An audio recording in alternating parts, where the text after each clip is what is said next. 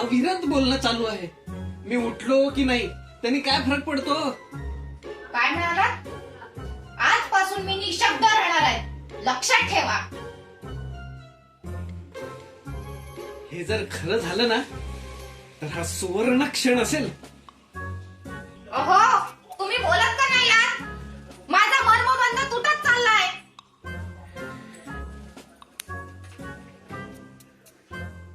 मी तर निशब्द आहे, तुमच्याच निर्णयाचा आदर करतोय. हे बघा, हा विलक्षण माणूस आहे. बोलायला सांगितलं तर बोलत नाही आणि गप्पा बसायला सांगितलं तर समाधी लावतो.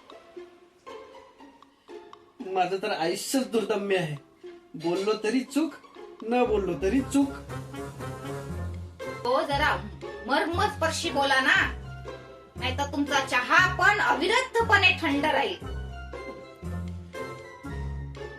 अगं, तू माझ्या जीवनातली अनुगुंज आहेस आणि तुझा चहा अविस्मरणीय आहे.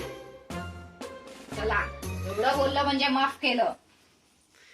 पण लक्षात ठेवा, नवरा असो का कांतारातला वाघ असो, दोघांना बायकोची भीती हवीच.